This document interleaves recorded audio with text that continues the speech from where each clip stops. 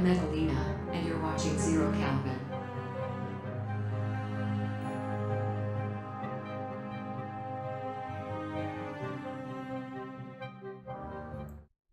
Good morning, everybody. Welcome to the sleepy Saturday edition of 0Calvin. We are going to attempt to pick up from where we left off on Thursday night with our boss fight animation. So anyway, by the way, it's nice to see everybody back here again. I wasn't sure if anybody was going to show up, to tell you the truth. If it was up to me, I might even have been sleeping in today too. It's kind of overcast today. So anyway, the animation, you guys are fortunate. I really wanted to keep going with this, and I was really nice, and I actually started to tweak things. I'm like, nope, stop. I want to do all of this on the live stream. So I forced myself not to work on it when you weren't looking. I think I might have done just tiny little tweaks, but nothing that you would really notice. So we'll continue from pretty much exactly where we left off.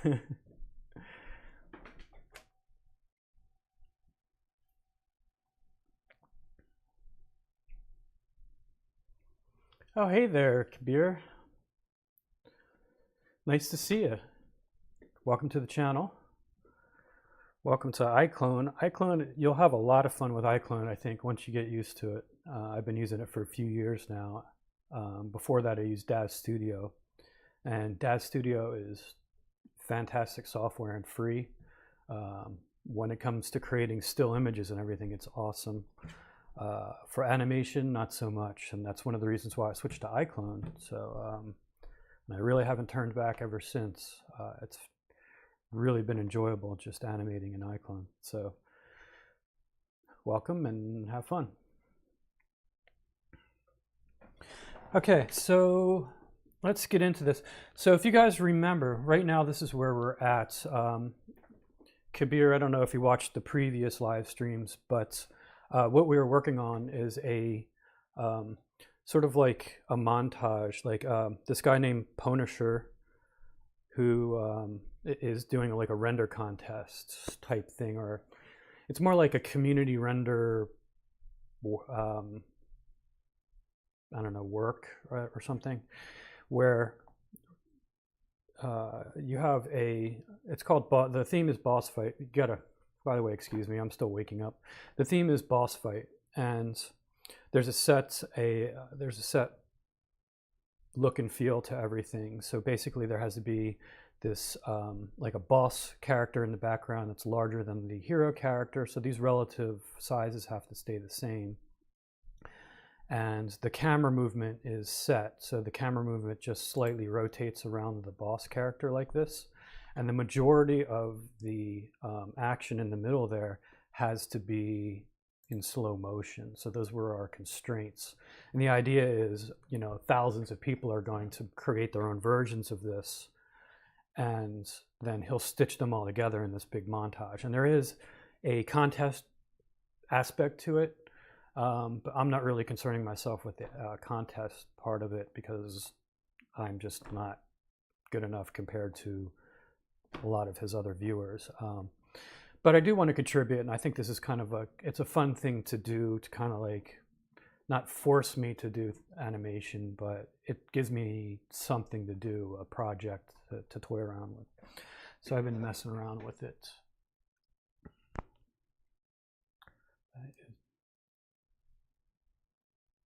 Yeah, it's definitely difficult. It's funny, as soon as I ended the live stream, Julia, on Thursday, I'm like, and I kind of realized what my problem was with the hedge clipper. So by the way, you see at the last minute here, he's kicking up on the garden shears, hedge clippers, whatever you want to call them, but she's not releasing them. And we were having trouble setting a release, getting her to actually let go of those. So I figured that out, like not 1 minute after I ended the stream, of course. And it was very difficult for me not to then fix it and keep going with the animation. So I actually started to, and then I'm like, nope, undo. I'll wait for the live stream. So yeah, anyway, the thing with that release target, I'll explain it to you a little bit. So my problem was I was still thinking in iClone 7 terms. So let me bounce over here to the big webcam action here. So if so the way iClone 7 used to work, things like look targets, like the look at and the reach target thing, they're both called constraints. And constraints, the keyframes for those worked in exactly the same way as keyframes for animation. So what happens with constraints is they're actually overriding some part of your character's animation. So with our reach target, we could set a reach target on something and have our hand here. And normally the hand would be here, but if we tell it to grab the reach target, it will snap to that reach target. Even though internally it still the hand would be here, it actually automatically overrides that and puts it there. So when iClone 7, what you would do is, you'd have some amount of animation go by, and then say we wanted it to grab this thing. We would set another keyframe, explicit keyframe, saying not to reach. And then a second later or whatever, we would set a keyframe for it to reach, and that space in between would automatically transition because it knows I'm not reaching here and I'm reaching here. If you didn't set that first keyframe to tell it to not reach again, it would start reaching all the way from the beginning of your animation and slowly reach over time. So you have to explicitly tell it, okay, now I'm not reaching again. Now I am reaching. And then you would move this around for some frames, and it works the same in reverse, where you'd set another keyframe here saying I'm still reaching, and then one a little bit later saying I'm not, and then it would automatically transition. So iClone 8 doesn't work like that anymore with these reach targets and other constraints like that. So what it does now is it automatically sets up a transition area. So it makes it easier and more intuitive for people to do these kinds of transitions, because we can say, do our animation for a little while, and then we have our hand here, and we can just say, okay, I want to reach, and we just set a reach target, and that's it. And it automatically goes back in time a little bit and sets a transition. So when we back up a little bit, our hand will be here, and over, like, say, a second, it'll reach. And if you go back in the timeline, you can actually adjust that transition period. So it automatically sets one for you. And then you do your thing, do your action, and then you just say, okay, now I want to let go. And it automatically will, from that point to about a second later, it'll create another transition for you. So it's just a simple, 2 keyframes for you to do that. And you don't have to think counterintuitively where you're telling it to grab again where you've already grabbed, or release when you've already released, and stuff like that to set that transition period. So with that said, that was my big mistake in this. So if we let's go back to this preview thing, and I'll set it.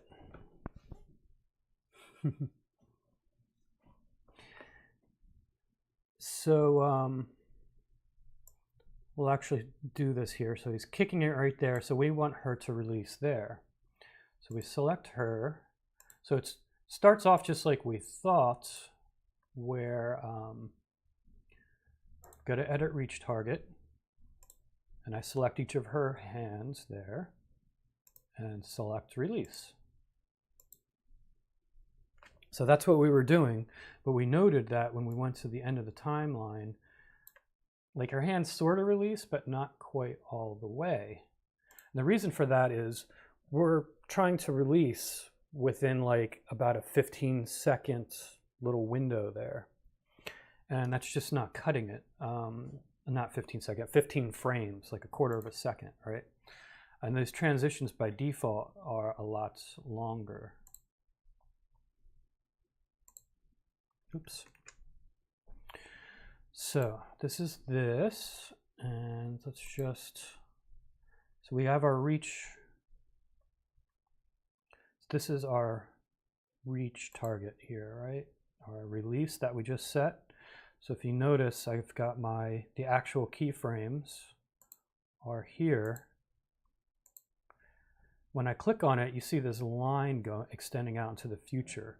That's actually the transition. So what we actually have to do is go, oh, you're not seeing anything, are you? I'm sorry, I am a stupid idiot. Okay, back up. Sorry, guys. At least I didn't do the whole show with just my ugly face on the screen. By the way, I did say I'm not awake yet. So all you missed was back at this frame here, I went to edit reach targets for her. You notice they're set here and not set here. So just like before, like I clicked here, clicked release, and that releases those reach targets. And you can see, but she's only partially releasing here, right? I do. I need audio alerts. I'll have to set that up where some like mechanical thing that you guys can like turn on. It just goes whoosh, whoosh, whoosh. Oh well. That's life. All right. So anyway, this transition here that you can hopefully see now. No, you still can't see it because my ugly mug is in the way. Got difficulties. Let's see here. Can I turn my ugly mug off? Is that a thing I can do? There's my ugly mug. There we go. Got this transition here. This is very much going well. Okay, so this transition goes out into the future, and you can see it. It goes past where we can even see, because we're ending at frame 299. So I'm going to go in the project. I'm going to bump this up to about like frame 500, just so we can see a little bit more. And we can see this extends. This transition is extending well past the end. So I'm just going to grab it here and scoot it over to about there. And now you see that her hand is free to go where it would normally go. So we can do the same with this one.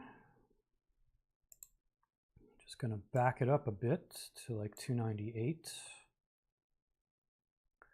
And now her hands are actually letting go. They're not going the right place, but they're letting go. But that's fine because we can fix that.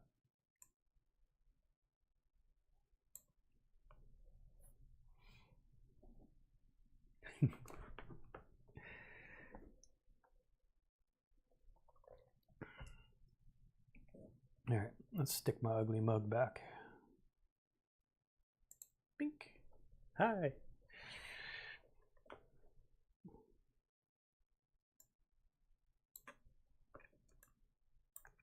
All right, so now our goal is to put her hands, back in some place that makes sense with how this gets kicked. So let's try that.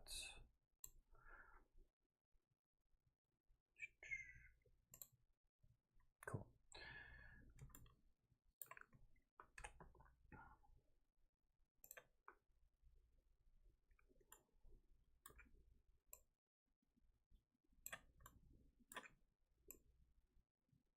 Imagine I just get bounced off a little bit.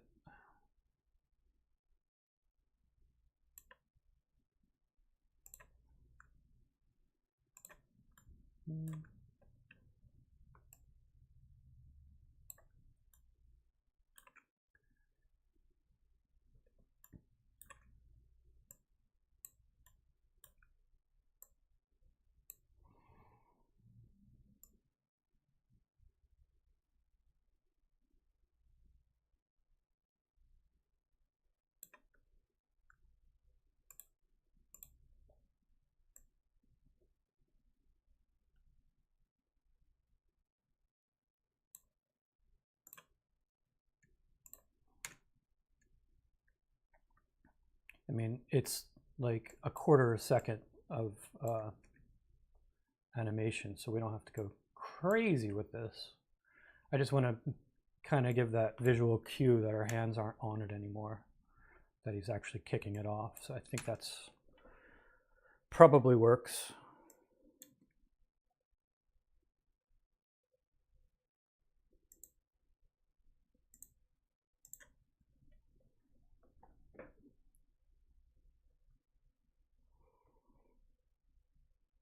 It's like probably most people aren't even going to catch that.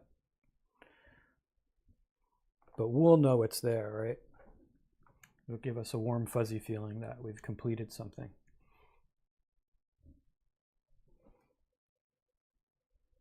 Because really, most of it is just her hedge clipping here, just in slow motion.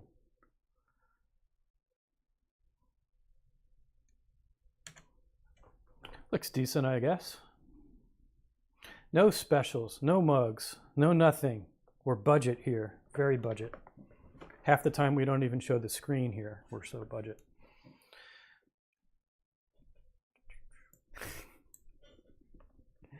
I have to figure out how to do a bot. I'll have to watch Jay's live streaming 101 thing on how to set up a bot. Do you have one about how to set up a bot? I know you had the other stuff. I don't know if you ever got to the bot parts. Okay, so I'm going to move on from this. The other thing I wanted to accomplish today as far as the animation is concerned is her hair.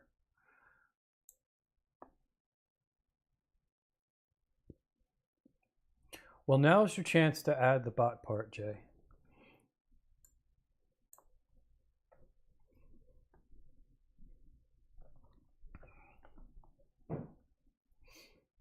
Of course, I know you'll look at it and you'll say, hey, since I'm doing the bot part, I want to remake everything because OBS has changed or something like that.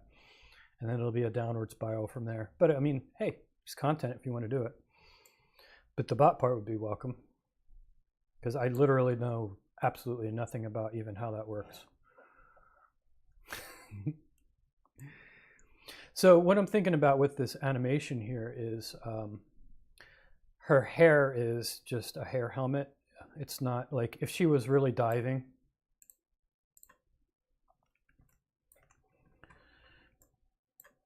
Like this, her hair would obviously be like these twin tails would obviously be back going in the breeze, right? Since this is slow motion, it's really there's no point in us trying to set up physics for her hair because it's just not going to work because it doesn't understand that we're doing this as a slow motion thing, really. Plus, that's just way too much work and effort, and it's unpredictable. We want to be able to like direct how her hair is going to be, especially because it's just such a short amount of time.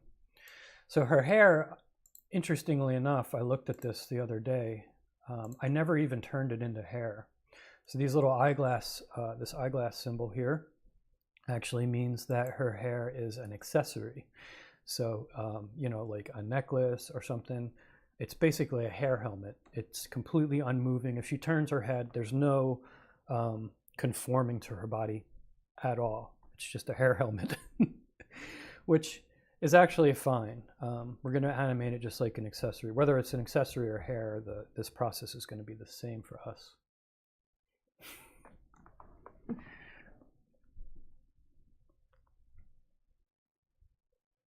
Yeah, that is definitely how it goes, Jay.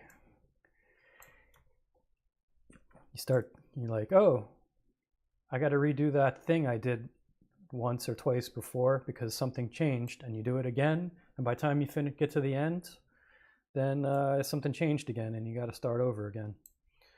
I've been facing that with my iClone 7/Character Creator 3 series that I made because there's a lot of good things that have been changed and added, but that was just such a large amount of work that I don't really want to undo it, like do it again. But enough has changed where I can't just like splice in parts about the changes, you know, there's interface changes, things like that throughout. So, I don't know. Honestly, I don't feel the compulsion to do it as much as I did before, because Reallusion has been actually very, very good at making tons of videos and you know, on all their features and everything. And although they have never made like a complete tutorial, they do have all these things set up in a way where the videos make sense when you go to their tutorial section. It's like, you know, beginner stuff about how the interface is set up and everything, and goes from there. So it's kind of reinventing the wheel. You know, of course they don't have my sparkling personality, but they're still pretty good videos. And the guy who does most of those, I think his name is like Kai or something like that. He does a good job of explaining, so there's really no point in me doing it again. And that's not just me making excuses because I'm lazy. Nope. So anyway, her hair helmet, we want to make like an animatable morph for her hair. So that's the next thing I think we're going to dive into. And again, this is going to be an adventure because I haven't done this in 8. I think it's the same process as it was in 7, but who knows? So we want her like mid-dive. I'll actually move to the end. I'm going to do save. That's true, Jay. That's true. The thing we're planning will probably fill a nice little niche there. I think it'll be good because, you know, you come right from Dad's studio. You're proficient and, you know, reasonably proficient. Nobody ever gets really proficient, but we're reasonably proficient in 3D applications and stuff. And it's just a matter of teaching you the look and feel of iClone. So that might be a cool series. And for those of you who don't know, Jay and I were thinking about doing like a kind of like recording live sessions, sort of, where you know, I'm kind of walking Jay through his first encounters with iClone and Character Creator, you know, as he's learning it, because I think he was thinking about buying it soonish. So I think that'd be fun. Little WP Guru 0Calvin collaboration thing. So the way we do this animatable morphs in iClone is, I think if we go here, let's see. Aha. So if I just click her hair, I don't get that. I get edit animation layer and I get morph animator. So we can't animate it, but I think we have to click on that actual character. We get something called morph creator. So this is like another little tacked on separate program. So we click that and it'll send Victoria over to this morph creator thing. Aha, here it is. Ah, time's running out.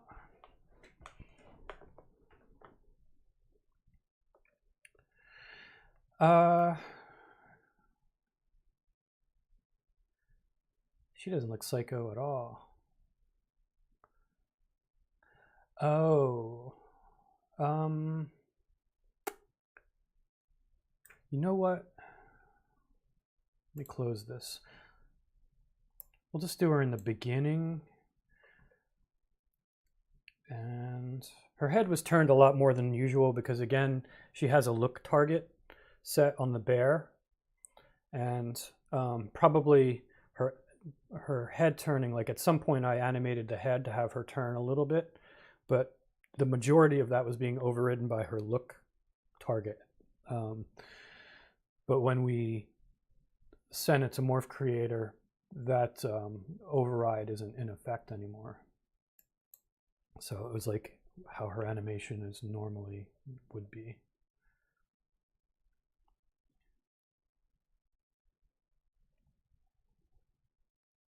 I actually thought she would come across in a T-pose. Oh, that looks funny. I'm not sure which one is better. I guess it doesn't matter. because we're only going to do her hair. Like, I'm just using her body as a reference. So we'll just deal with the weird hands. So apparently without the reach target set, this is where her hands were originally.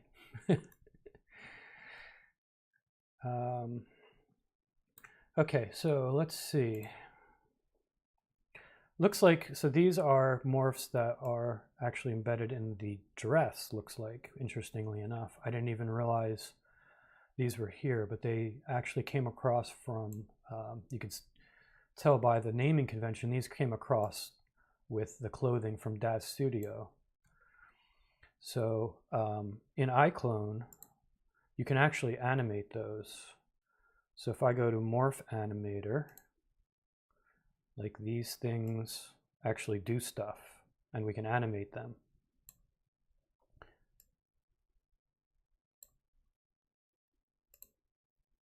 So if we needed or wanted to adjust the dress a little bit as she's flying, we can do that without creating any more morphs ourselves.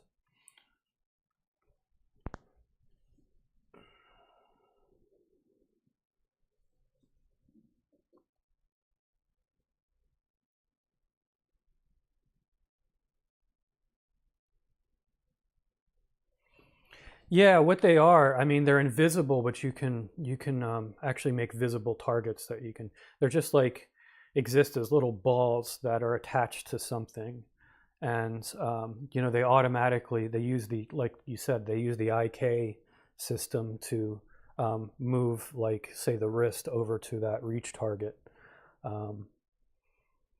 With a keyframe, and then when you release, it says, okay, you can go back to where you would normally be if we didn't have that reach target in effect. So, you know, with us, it was a little weird because we kind of like moved her hands in place and said, do it now, like all in one go. But a lot of times reach targets are like set on and off.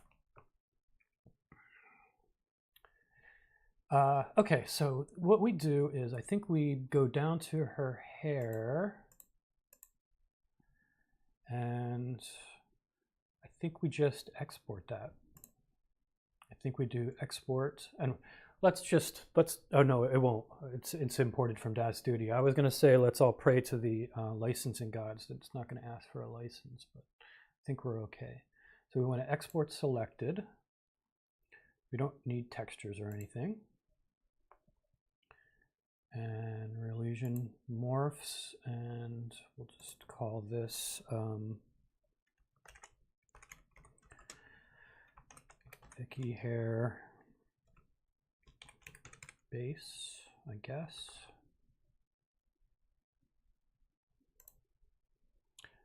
We'll start up our friend Blender. Hello? Okay.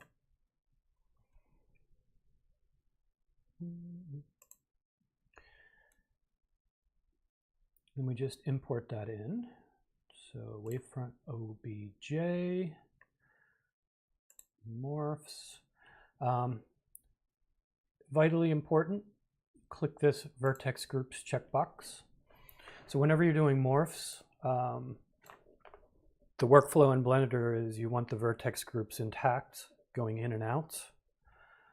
Otherwise, the order, I guess the vertex orders get scrambled, and it will just look like the character or object that you did a morph for just explodes, because all those vertices normally have no numbers in a certain order, and if they're scrambled, then instead of having, like, say, number one move from here to here, it now thinks number one's over here, and it's moving it from there to there, and bad things happen. So yeah, so tick that box is the thing here.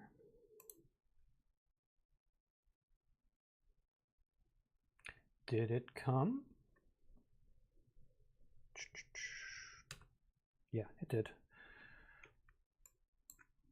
Sometimes because of size differences, you have to, oh, do I want all of Victoria? Actually, I think I want to export all of her.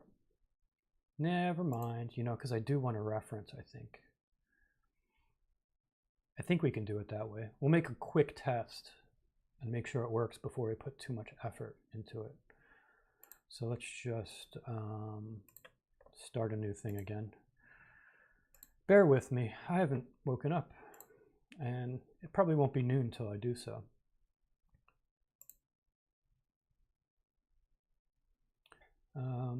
Yeah, we'll export all, I guess. I don't know if this is a good idea or a bad idea. It's probably a bad idea. I'm going to do it anyway.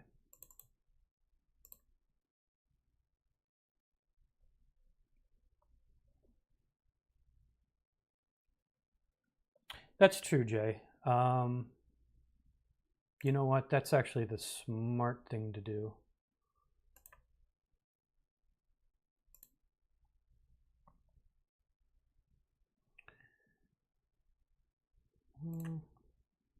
That's why it's the buddy system here on live streams. So base body, file, export selected.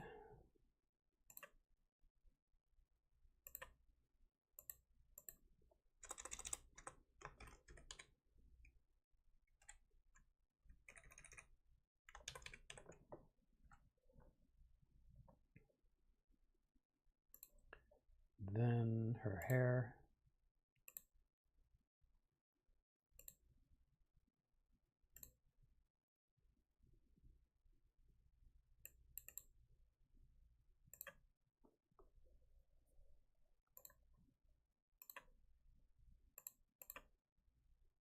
And then import.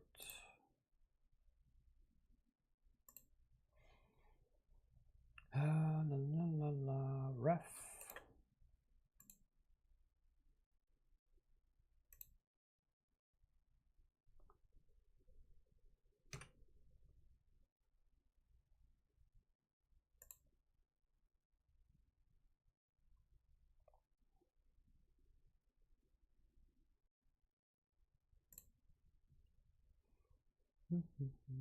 Hair base.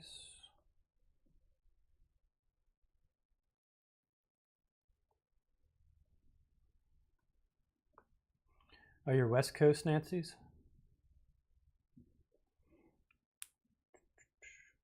Thank you for getting up at the crack of dawn.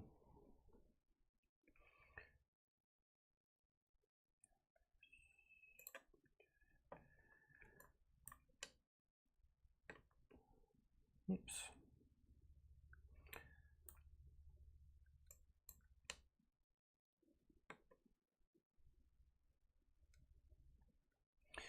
All right, so her hair, I don't know if we actually need the body so much. Just in case we need it, we have it. I don't want to, it's probably not good to have naked children on the stream. Let's see. How do I want to do this now? I need to kind of do her ponytails. It's all one mesh. Do have different,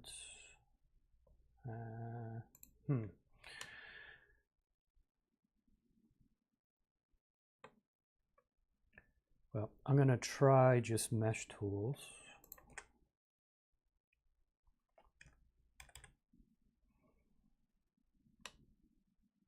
Maybe we can do that. Proportion, connected only.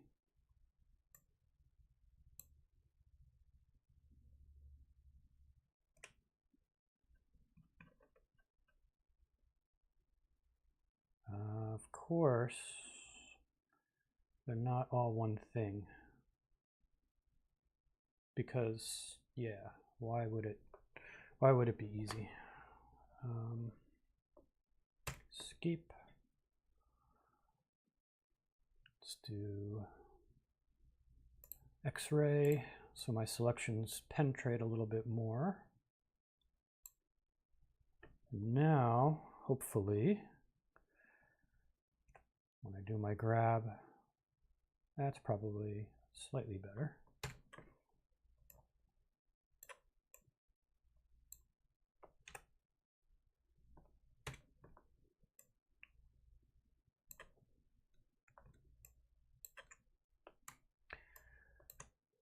Blender. I love you, Blender.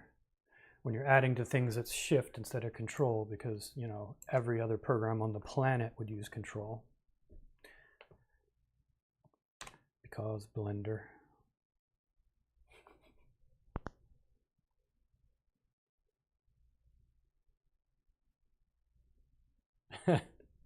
Nice. Nice, Nancy's. Well, I'm glad you made it.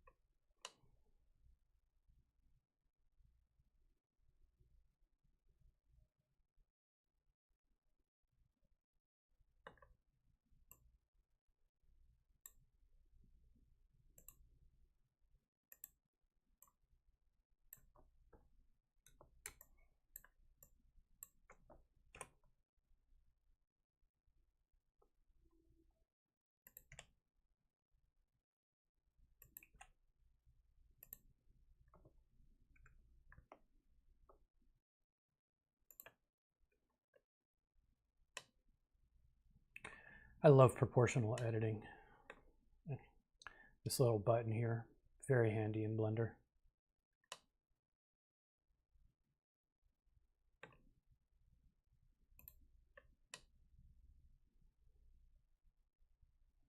So when you create morphs like this, you usually want to go beyond kind of what you want, because you can always not use all of the morph, right? You can always, because it's a sliding dial. So it's always better to have more than you need than not enough.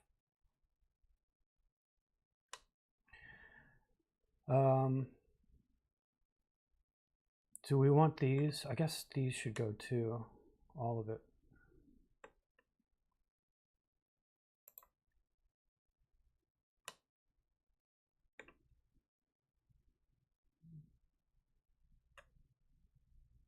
Let's see, X-ray.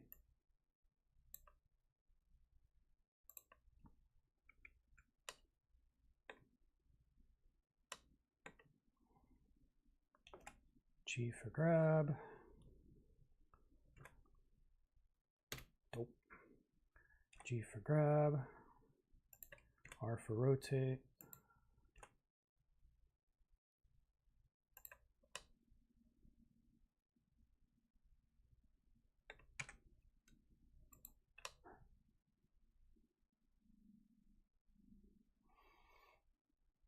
Yeah, that'll work.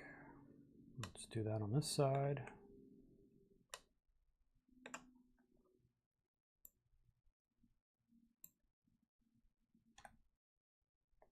Ah.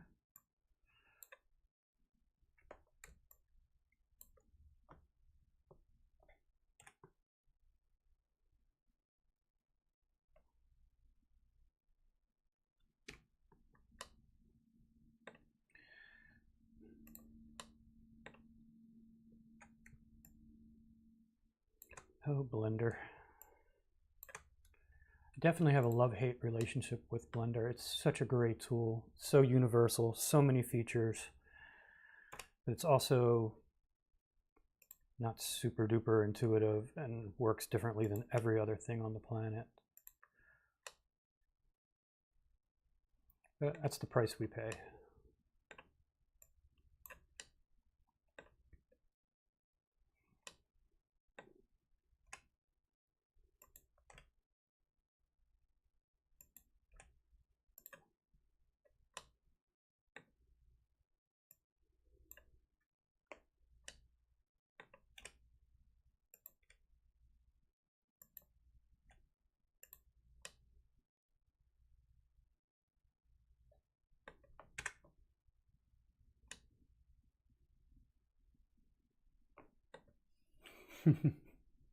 It's the software that keeps on giving.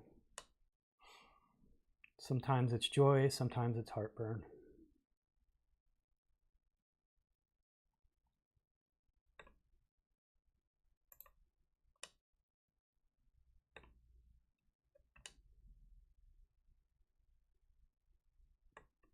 figure out.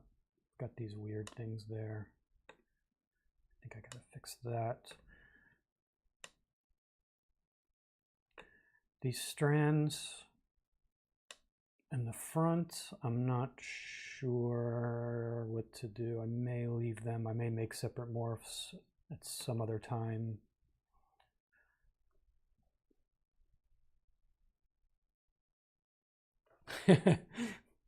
That's money well spent.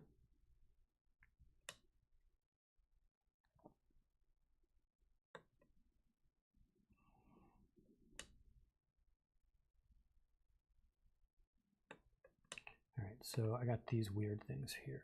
So Vicky base, tab.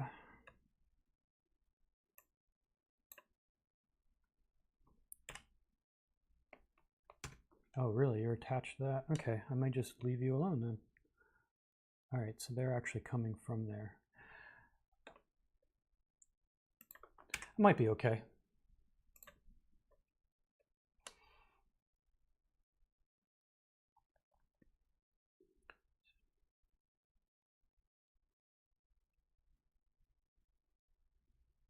We'll see. So Vicky, we want the hair, so the hair base selected. We export this back out. Export wave front OBJ. And again, this vertex group thing needs to be checked. Go back to morphs.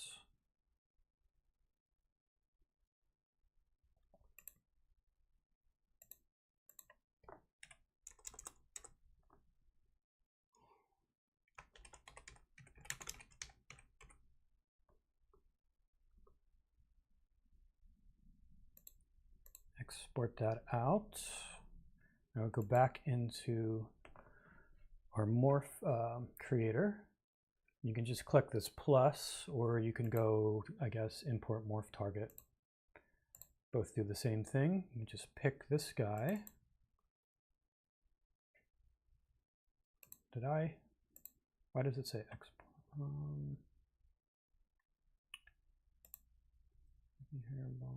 Back. I wonder why it says export all textures. I have no idea why it's saying that on an import. I think that's a mistake. Okay, so it's a good sign. Didn't give me an error. Now, check it out. Much excitement.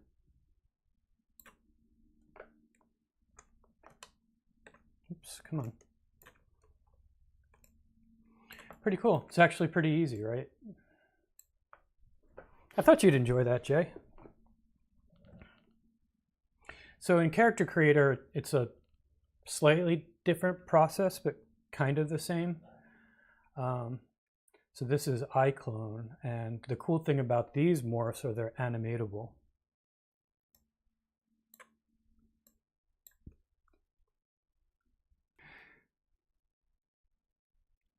I think I'm just going to leave her baby hairs up front here alone.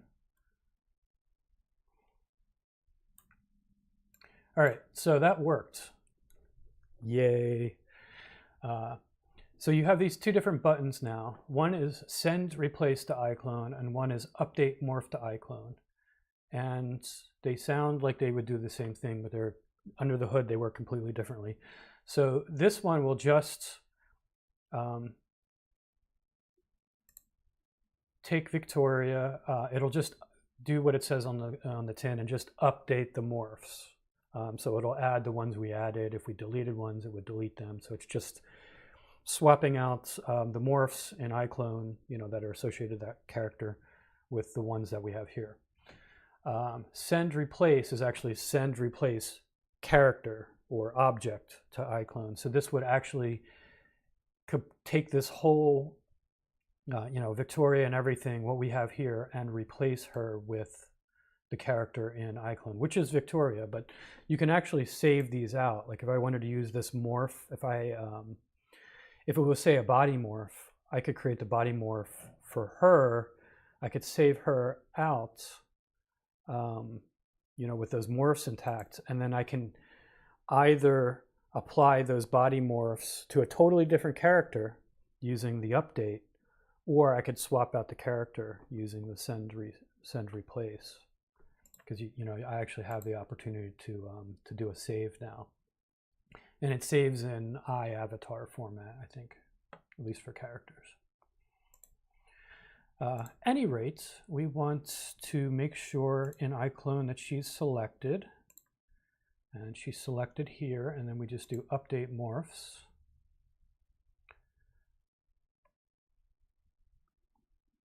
And now in Morph Animator, we have the ability to animate her hair. Yay.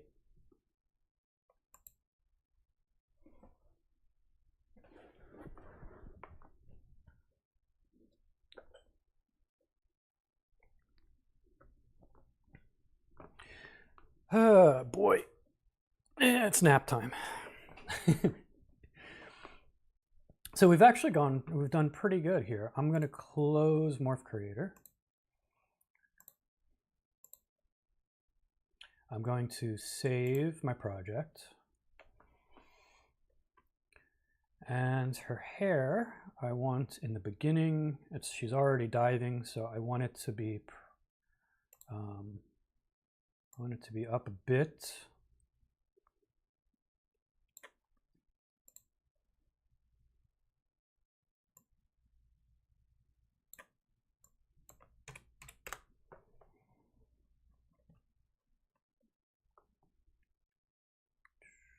And at 30, we'll kick it up a little bit more.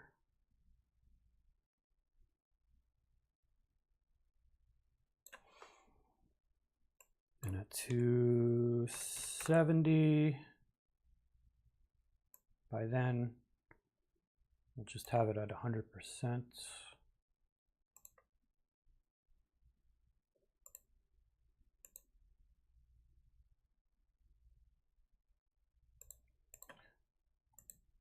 Probably aren't going to notice much, but at least her hair's up now.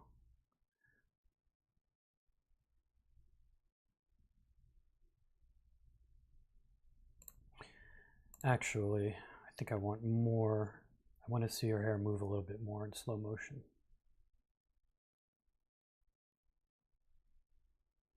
So let's see, 30.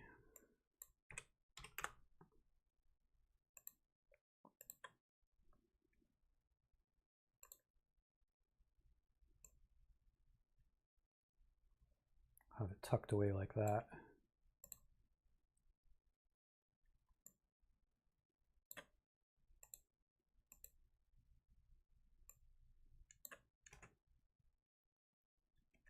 Oops.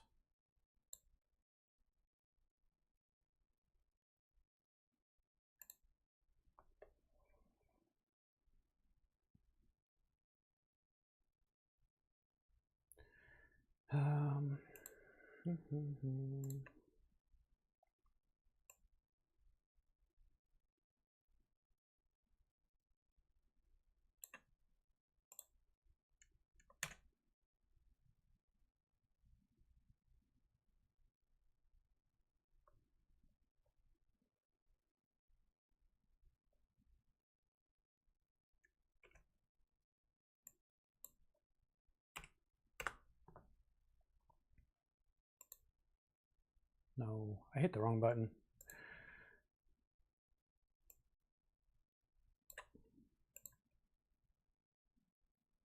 Don't want you, Morph Creator.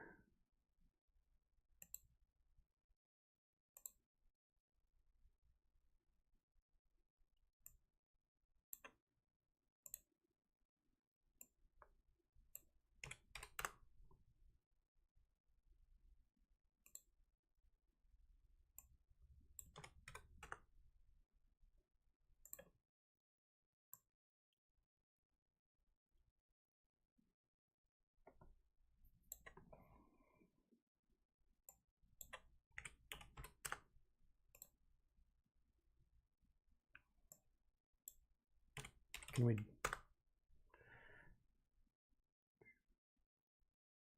rename and delete? Interesting.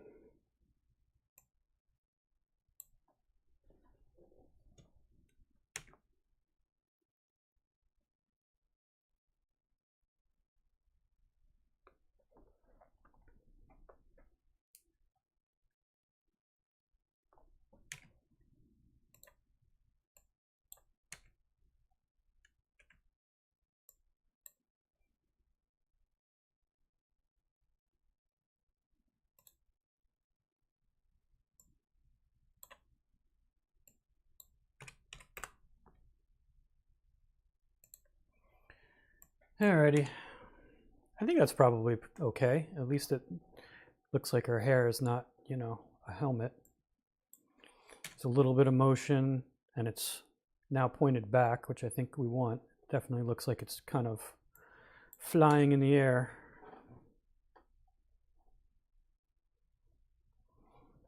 What do you guys think? Decent? Decent enough?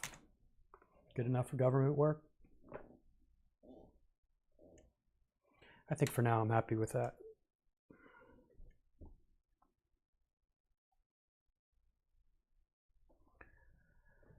Control S.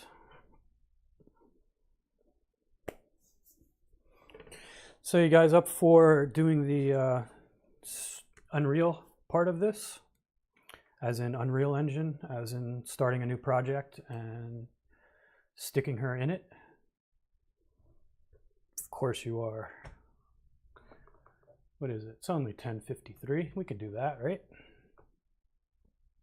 So again, I was really tempted to start the Unreal thing, but I slapped my hand. I said, no, no, no, no. So I will still do that from scratch. Julia gives a thumbs up. That's all I need. She's the devil on my shoulder, telling me to go.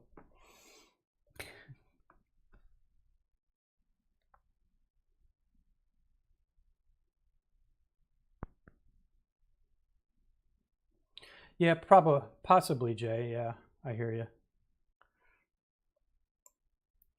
I think I may mess around with that on another stream or behind the scenes. At least you guys got to see how it's done, right? A lot of the fine tuning and everything I may do offline. But I'm going to do the Unreal part. I'm kind of interested to see what she would look like in an Unreal scene. So for that, we need Unreal. So I'm going to bounce that over. Go to, where the hell is the thingamajigger? Epic. Unreal Engine.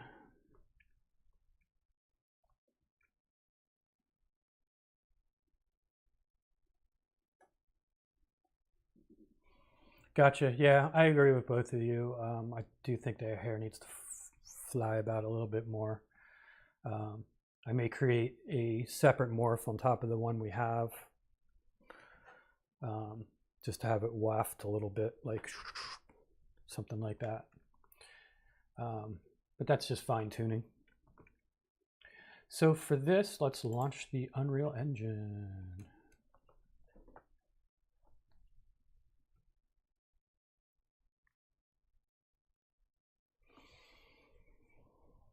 Oh boy. So we're doing good so far. We managed to do the two main things I wanted to accomplish today. So that's everything else now is just a bonus.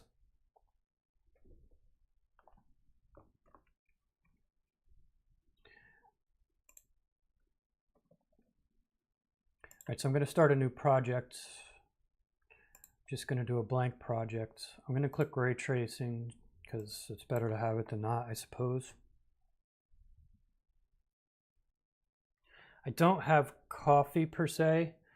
I have a nutrition shake with a lot of green tea powder packed in it, which has about 8,000% caffeine. So it's my coffee equivalent right now. It's my breakfast and my caffeine source all in one.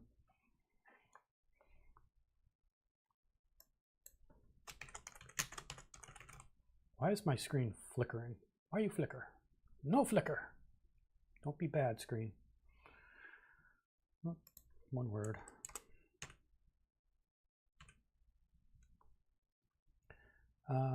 Looks good to me. Create. Create our project. That's weird. That screen was making my OBS interface flicker for some reason, but luckily it stopped. What meads do I have currently brewing? I have just a boring basic mead that I wanted to make. So because I have a lot of like crazy ones, like I have ginger mead, I have blackberry mead, some weird couple. I think that's all I have left in stock right now. But I kind of wanted to make more of a basic one. So this one, if anything, it's black tea mead. Just the black tea adds a little bit of like mouthfeel to it. So it has the equivalent of like 3 cups of tea in it. But other than that, no real flavoring. So that's what's brewing now. I also have, it's not much. I think I have 3 things right now. I have some red wine going right now. I think that's, I forget what the third one is, to be honest. Yep, put caffeine in everything. So this is crazy. I might have to minimize OBJ because Unreal Engine apparently makes the interface flicker. Cool. No biggie. So now that we've created the project, we're going to immediately close it. Why, you might ask, is because we need to add a couple of plugins to it, and we need to add some other content to it.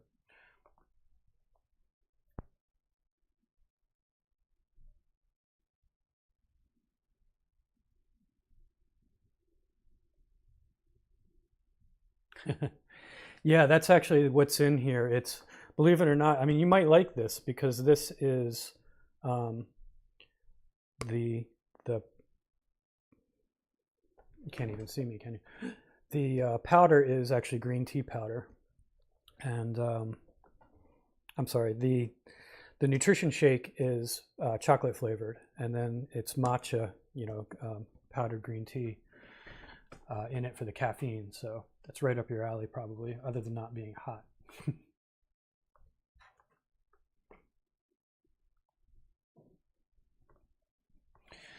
Okie dokie. So yeah, the plugin. So we need to do 2 things. We need to add plugins to the thing with the stuff and junk. Yeah, no, the Unreal project. So if we go over to Unreal Live Link, find Live Link plugin folder, and of course it opens over here.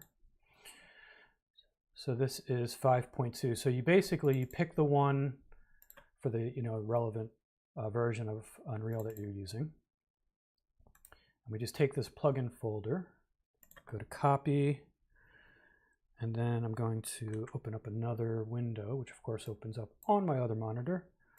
I'm going to go to where I keep my Unreal projects,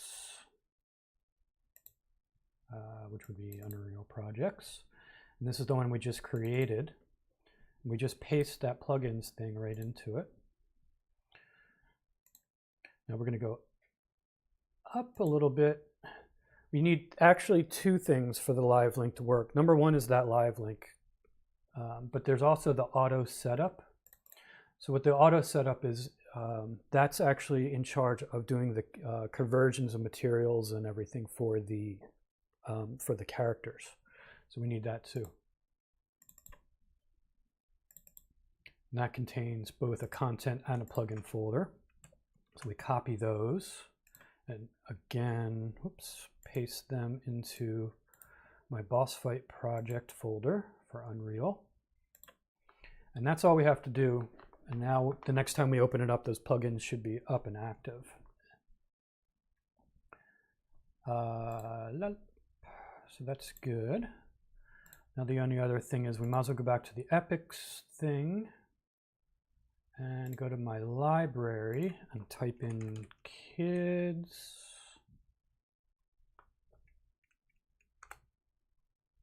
No, I guess I should search here under the right thing. We have this kids room interior, so this is what I want to add to my project. We'll send it to the boss fight project. This should download it and install it for us. Water. Just water. Do you have bread and water at least?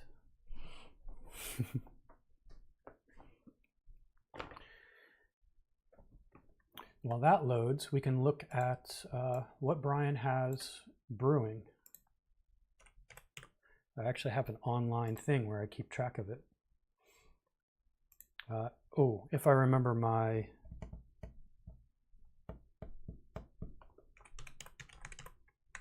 password, which I don't.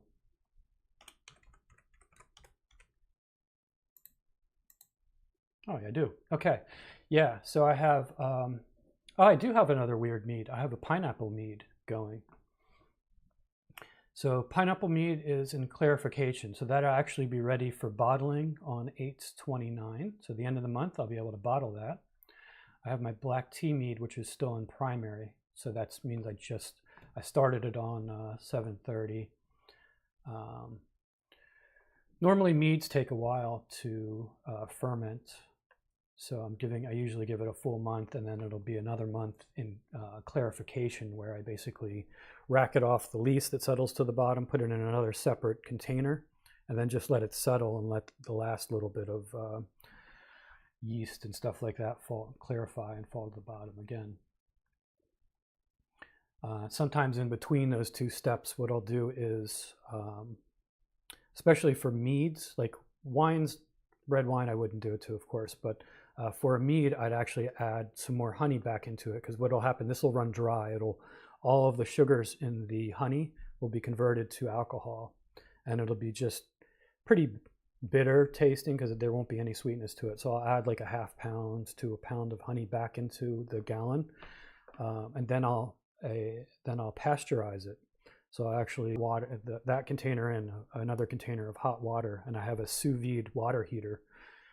You heat it to like 135, 140 degrees Fahrenheit for about a half an hour, and that kills off all of the yeast. Because if we don't do that, I mean, it's perfectly safe to do that as far as health things are concerned, but if we don't do that and we add more sugar to the batch, it all of a sudden be just more sugar for the yeast to consume and turn into alcohol. And there is a certain limit, like after a certain percentage of alcohol, they'll stop. But if you just want to control that and just say, don't do it anymore, you basically just kill them off by heating them up past their tolerance.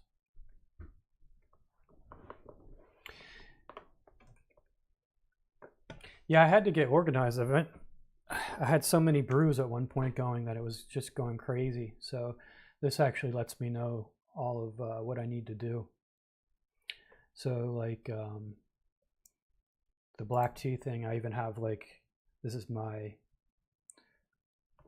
recipe and everything that I follow. I also record like the specific gravity, which is the density versus water. That's how you estimate the amount of sugars you have in it, and from that you can estimate how much alcohol will be produced. So it's you take specific gravity readings. Very scientific stuff, making booze. So anyway, looks like our project is probably done. So we can go back to my projects and we can load it up. See what's what.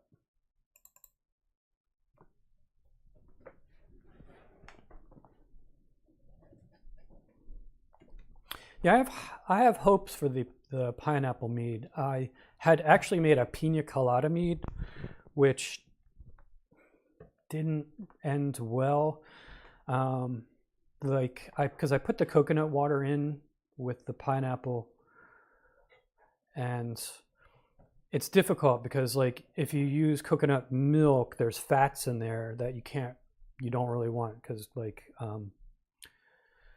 yeah, fats get gross when they, you know, when bacteria, when they whatever ferment. So yeah, you don't want fats in there. So I just used coconut water. So it's just more or less coconut flavored water. But even then, when it fermented, it tasted really strange. So I should have added it afterwards probably. But this time around, I figured I would just try pineapple on its own. So I think, yeah, that coconut flavor was just a little weird.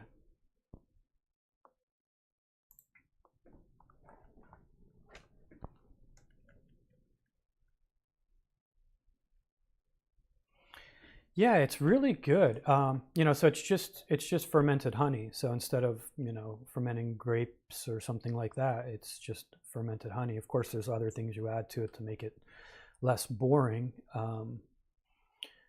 Usually some kind of tannic thing like teas or something, but it could be other things like spices or whatever, or you can add juices to it. But yeah, it's good. Most meads that you'll buy are pretty sweet. They add back a lot of honey back into it, which I think is probably the way you would want it. Sometimes it's almost too sweet. I usually have it like semi-sweet. But yeah, I don't know. If you just take honey water and then picture an alcoholic, you kind of picture what mead would be like. I always thought, when you think of mead, I always thought mead, like you think manly Vikings, and you think it's going to be some kind of like really harsh, beery, weedy tasting thing, but it's actually like a very girly drink, I would say. Oh, that's cool. Liquor when you had an herbal garden. That sounds nice.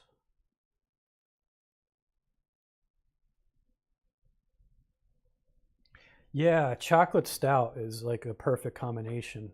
That's I've had that before too. That tastes really good, I think. And banana beer I've never had, but I actually made a banana wine. I actually still have a bottle of it sitting in my little wine fridge behind me.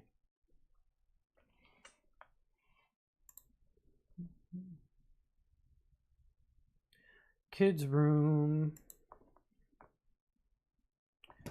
So scenes, and I'm guessing, yep, there's a kids room scene. So we'll load that level in.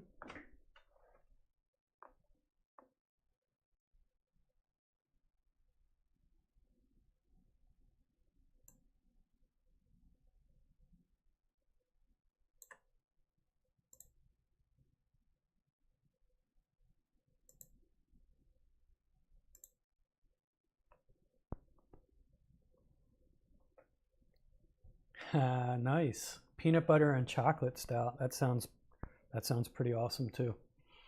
By the way, welcome to the stream, or at least you know I'm sure you've been here, but you know, welcome to chat.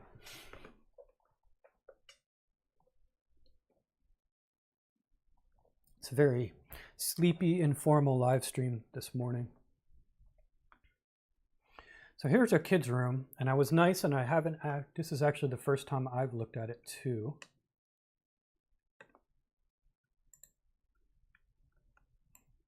Me figure out got to figure out the controls on Unreal again now.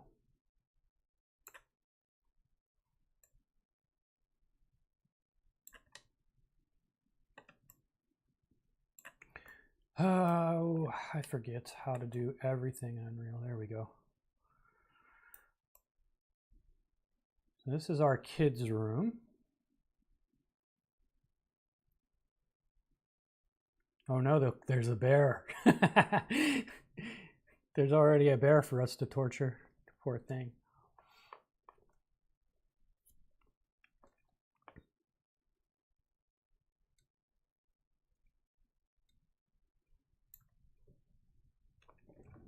Oh, thanks. Thanks. I appreciate that. I definitely appreciate that. I try.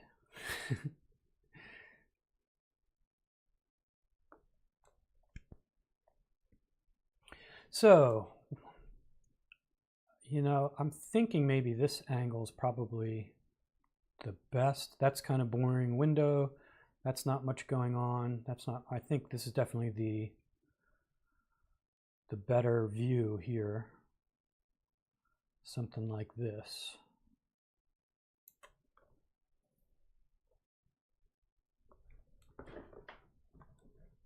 Now I got to figure out how to do the live link again.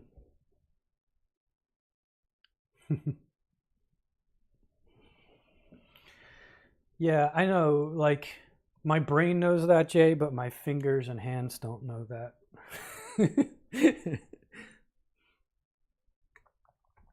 Especially going from iClone and back and forth. They're just so different. And then Blender. Oh, by the way, Blender, I can close Blender. We don't really need this. Actually, let me save this in case I want to create things off of this.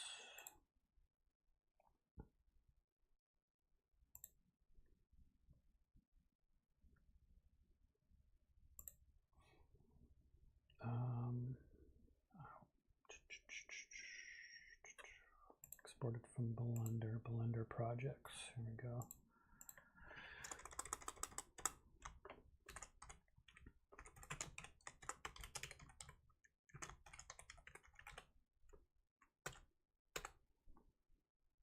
Save.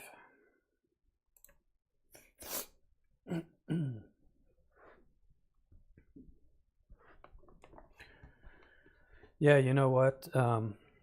Forget about a universal format for transferring 3D objects between applications. Let's just settle on like the same navigation buttons. That would be a start.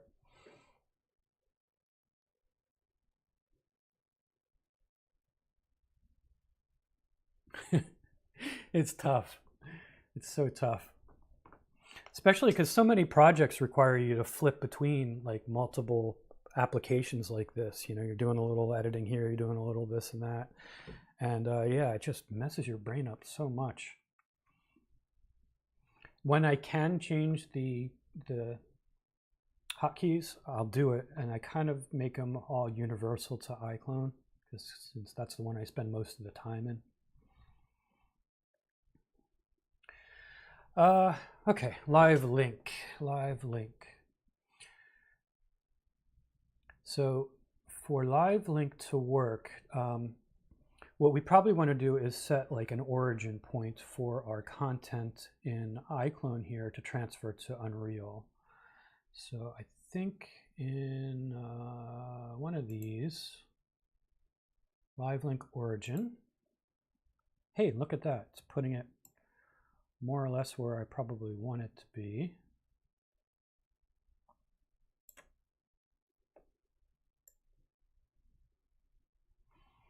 I'll have to decide where everything's going. So this is kind of, this represents the origin point in here. So my world, it's a direct correlation to the world origin in iClone. So it's kind of neat in that when I do the live link, I can then determine where this content appears inside of Unreal Engine by moving that origin point around.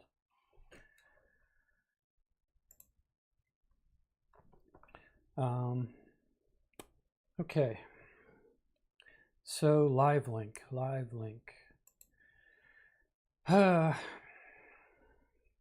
Let's see if I can remember how to do it. I've got the Omniverse live link. I don't want that one. Plugins.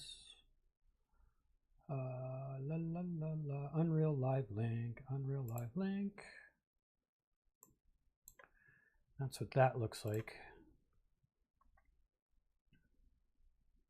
So we want to transfer our scene. What do we want? We want the characters. We don't want any of these props. Well, actually we do. We want the garden shears. We want, we could do the two cameras. We don't want any of the lights. Actually, I can just shut the lights off. I think I just do transfer file, and I think that magically works, hopefully. So if, if whatever project you have open at the time, that's the one it'll send it over to. Let's hope.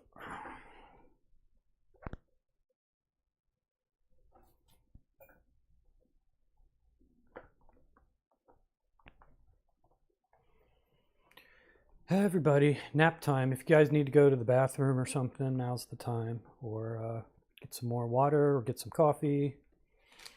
This will probably take a few minutes.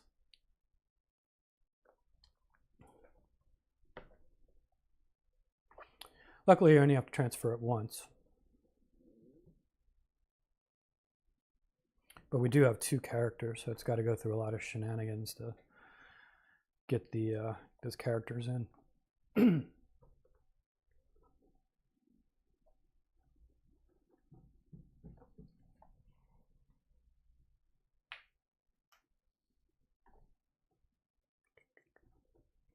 So what do you have planned for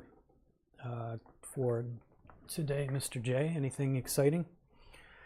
You doing work today, or are you just relaxing today?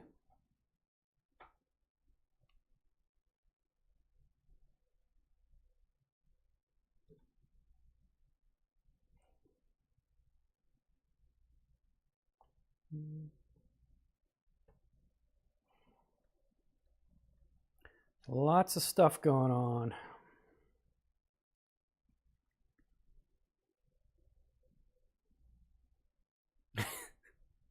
I know, right? What always worries me is I see quite a bit of things like errors going by. It always seems to work, but seems to be a lot of errors going on.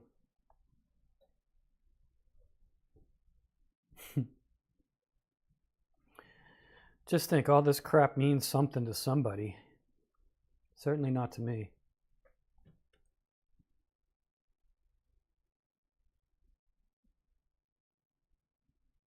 Oh, cool. That's for the stream later on today. I need to do that too. I got to take a page from your book and do live streams on making holding loops for my live streams. Because I only have that one. I did change up the music for you today. By the way, if anybody wanted to know what that music was in the beginning, this is that music. And by showing you this fulfills my obligation to do attribution, because I didn't actually buy the license to this one yet. So this is still Creative Commons, like royalty free. But yeah, that the music in the beginning was this. Very pretty music. Oh, I think stuff might have happened. Oh, stuff's happening in Unreal now. Ooh, whoa. Ah, yeah, okay.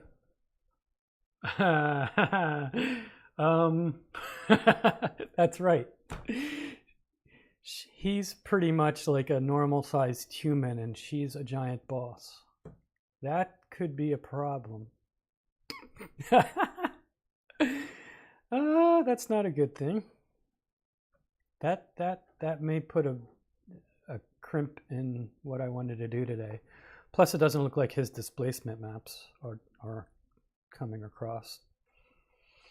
So that's another thing. We may have to take another approach. I may have to do this in iClone unless I can figure out how to scale Unreal scenes, which I don't know. All right. I think we've reached the stopping point perhaps for today, because I legitimately don't know what approach I should take now. That's funny. I should have realized that, but I totally just didn't. That's not good. It's funny. Yeah, she's a giant Vicky. Rah.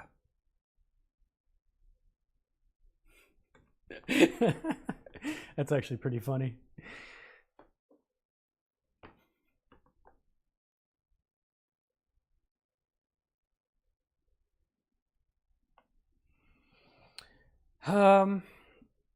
Yeah, you know, the problem is, Jay, everything is relative. I could go back and I would have to scale the characters in Character Creator, send them back over to iClone. But then they'd be tiny and they're relative to my camera, which is already like locked in and everything, right? So I really need to scale up the environment, I think. You don't by chance know of any sneaky way of doing that in Unreal Engine, do you?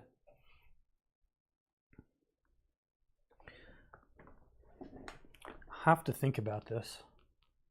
Plus, I'm a little, well, I'm sure we can figure out how to add the displacement map into the bear, but that's a little bit of a bummer too that that's not there.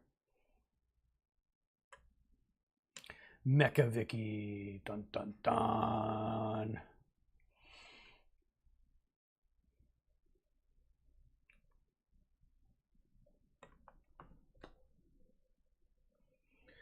Scale up the room. I mean, can we do that in Unreal?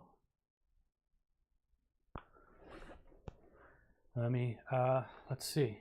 Let's find out if I can do this. Looks like it's one big thing.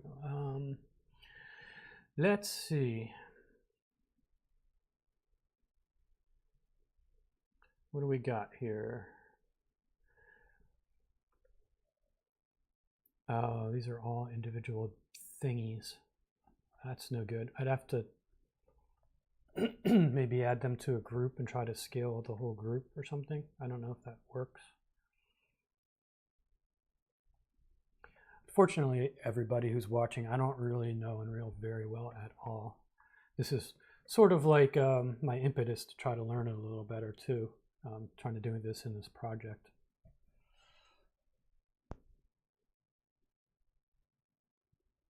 Yeah, I know, right? It's procrastination. Luckily, I didn't procrastinate like I normally would. It's not really due till the end of the month, so I got a couple weeks to figure out my approach. I mean, we got the majority of it done. I just got to figure out the scene, the environment.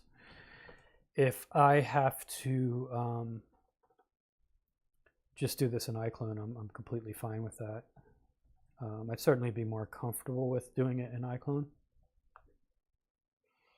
It's a little less funky than doing it in the live link. I will show you how the live link thing works, in case you're curious. Group them and hopefully scale all at the same time. Well, let's try, Jay. I'm totally on board for that.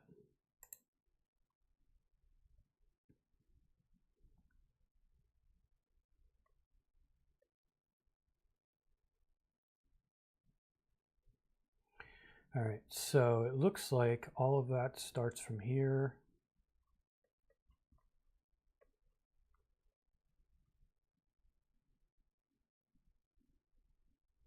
It goes to here. So if I do shift, and you're saying Control G,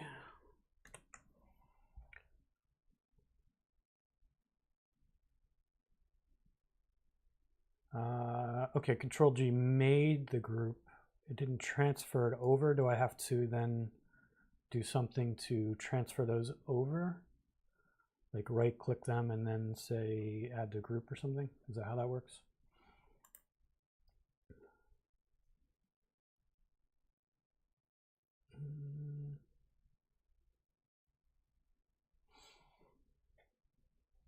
Oh, did that group it? Because it looks like the group's up here and they're separate. Am I wrong? Okay, it did. I gotcha. That's weird. Okay.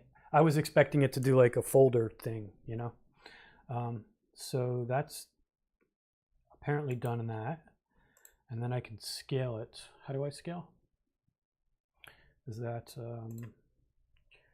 R? Yeah, look at that. Ha! Look at that. teamwork and stuff.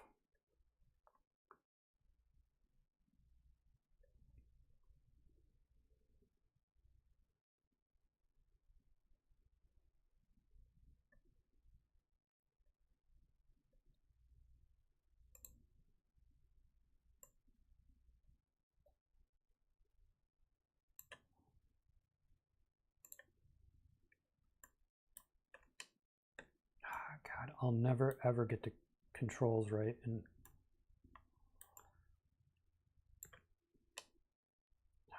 so weird. Oh, looks like I might have missed parts. Something.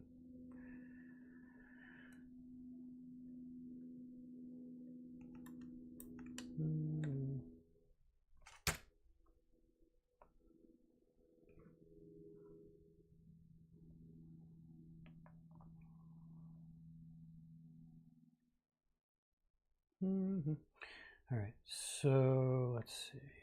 She's still a bit big.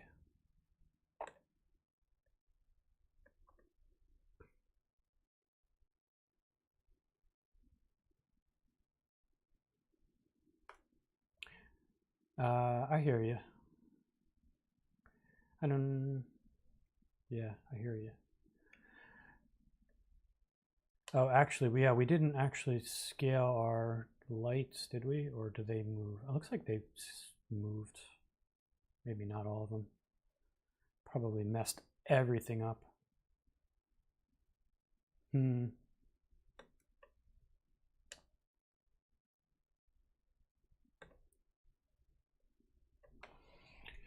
Fun.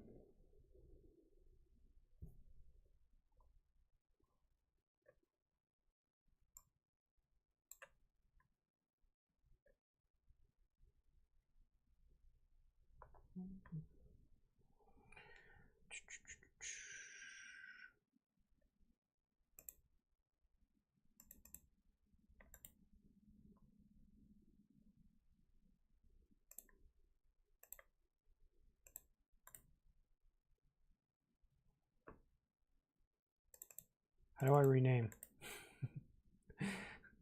I just want to rename. Is that edit or no? That would be, I don't know, it doesn't matter.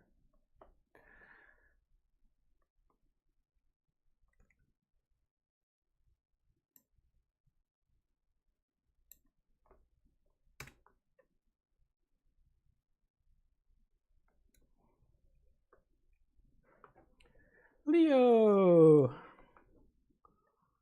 Howdy, dude. Welcome to Brian Fumbles Around with Unreal Engine and doesn't know what he's doing. Saturday.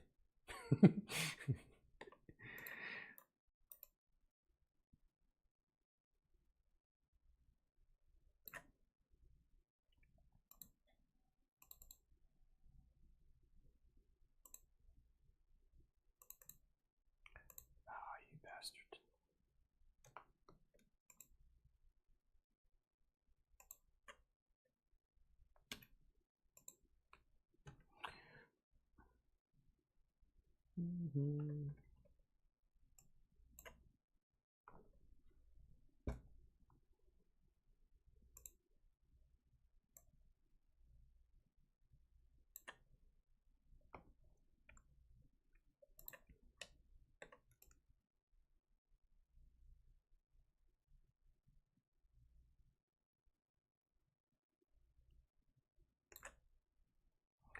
So here's a stupid question.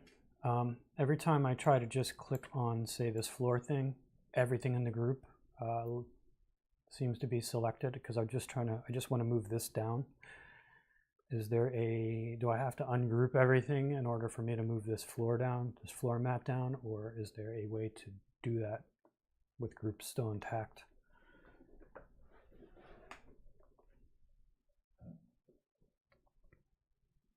F2, okay, thanks. I'll just leave it as random named group for now. It's probably going to be the only one I have.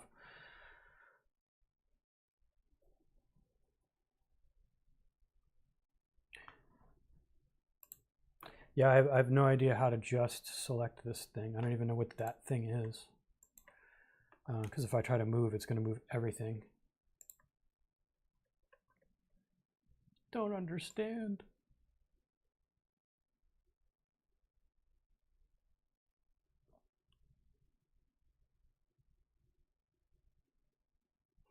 I mean, if I'm happy with the scale, I guess I could ungroup these.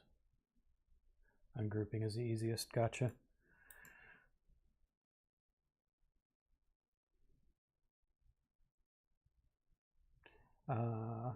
Am I happy with that scale? Oh, look, that dude's floating. I think that's probably a reasonable scale for her, or for the room versus her. Next big question, how do I ungroup?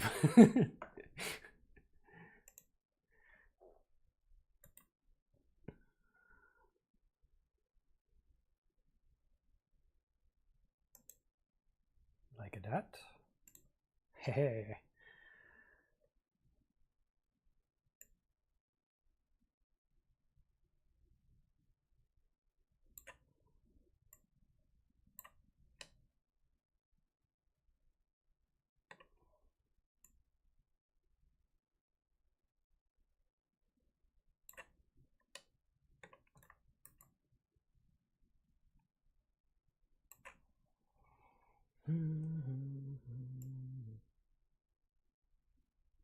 Really?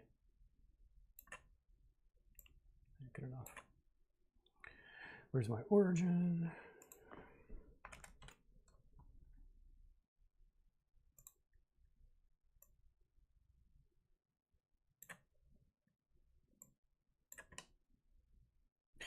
I'm going to forever go the wrong direction on all of these controls.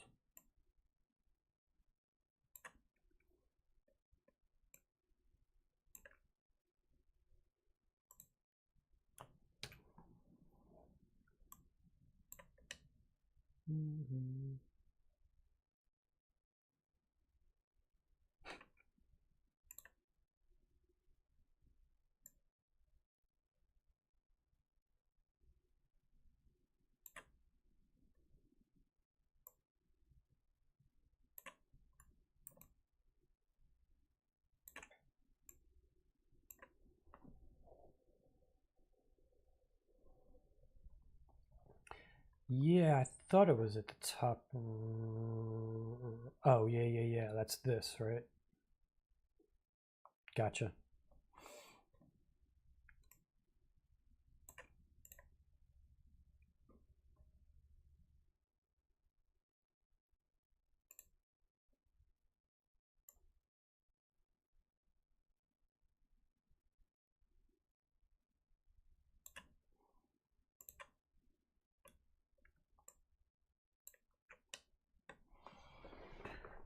Cool.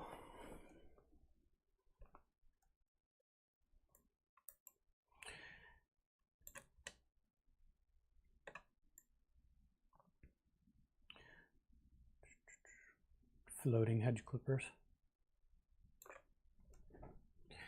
All right. I wonder if I can remember how to do the link now.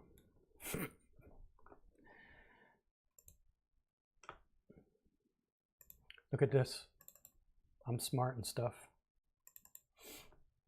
Instructions. I left myself instructions. We've done the first two. Activate live link and iClone.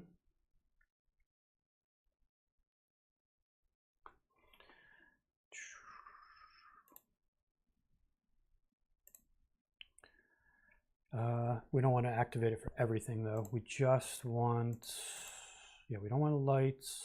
We do want the cameras, I suppose. The garden shears and the tooth objects. Activate live link.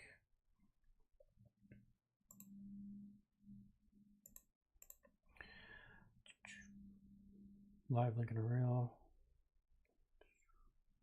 Gotcha. Okay, cool. That's actually not too bad. The recording is to try to record the stuff is a little more intricate, but setting up the live link itself is not so bad. I don't want to move that here. I'm not sure what to do. So I already did the live link thing. In case anybody's curious how I got that, window, virtual production, live link in Unreal. So window, virtual production, live link. That will create, it'll probably be a window, and then you can just dock it wherever you want. So then we click on plus source and we choose the iClone live link as the source. Click OK on that port number. And now it's live.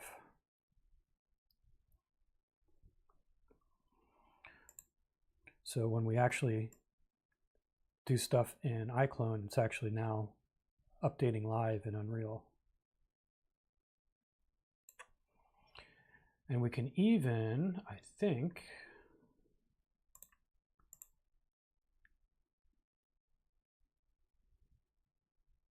we can switch over to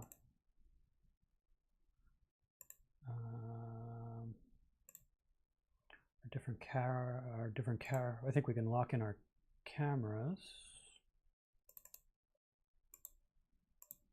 Oh, actually, that's the one. That's interesting. Ah, I'm trying to.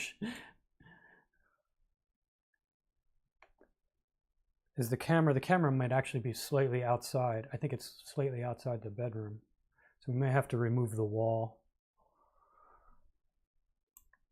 Oops.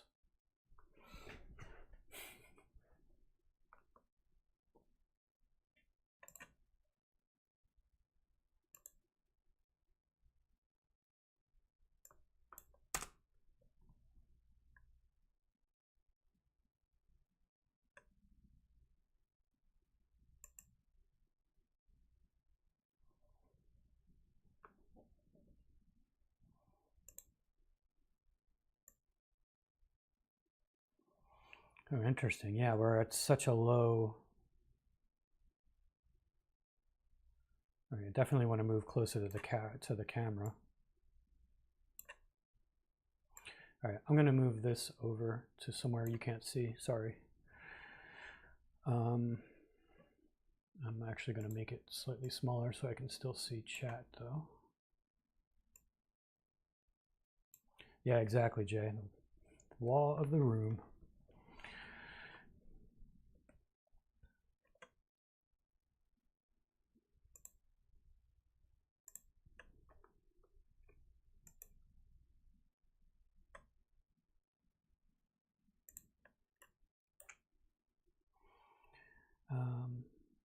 How do I not?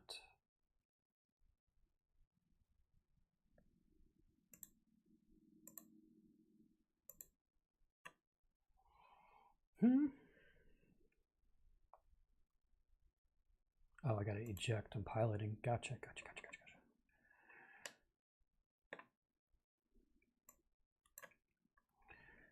I'll get, you know, by like the end of this, I may sort of actually be slightly, kind of, perhaps, maybe a little bit. Okay, I don't want, how do you not have this show up, by the way? Like, is there a way to turn this off, by the way? Jay, please help, because it's super annoying.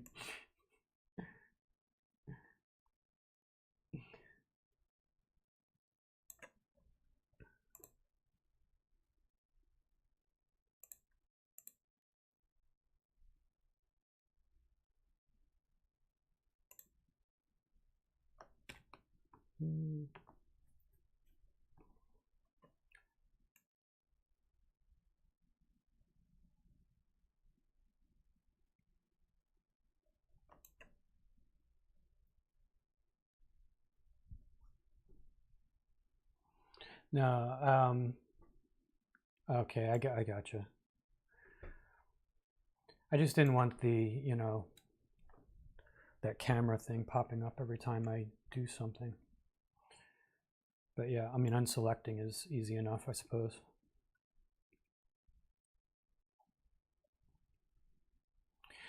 Cool.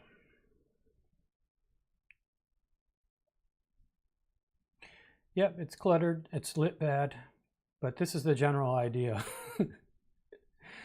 And I think that's probably as far as I'm going to go today. I've held you guys up for almost 2 hours, and I don't really know exactly what I'm doing after this. I need to figure out how to deal with the lighting and how I want to rearrange everything in the room. I may or may not do that during a live stream. If I don't, I'll try to record it at least so you can watch it somewhere else.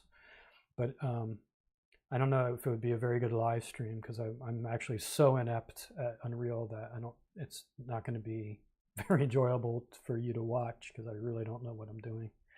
And I think it would be fun. I think it would be better for me to just kind of play around with it on my own time just to get a little more comfortable with it.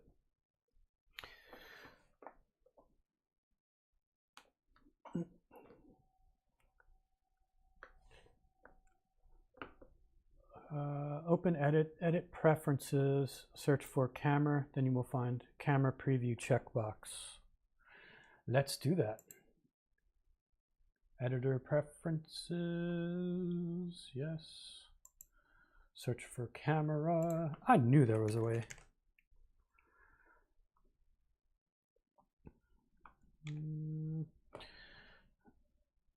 Camera preview.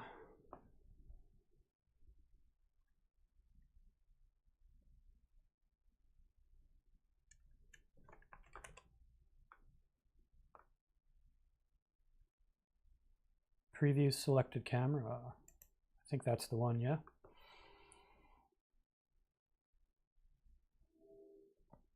Cool. Thank you.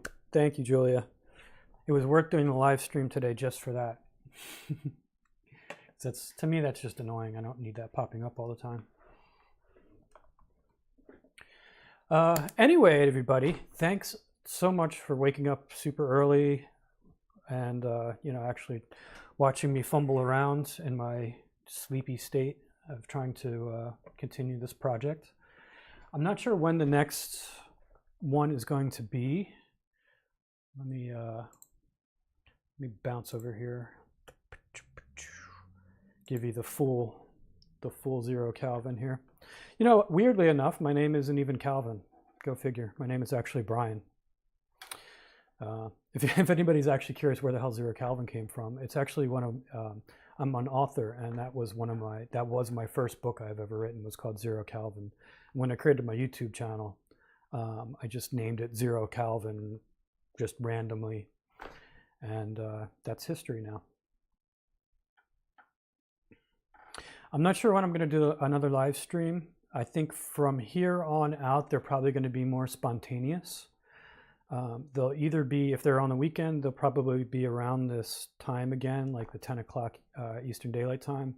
And if they're after work, which is probably more likely, they're going to be, around the 6 o'clock-ish time. But I'm probably just going to hit go when I feel like doing something.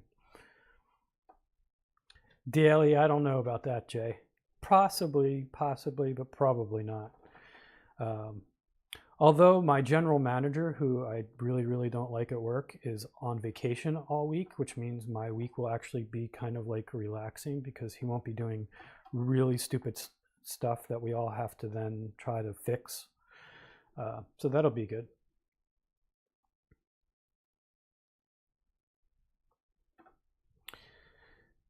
Yeah,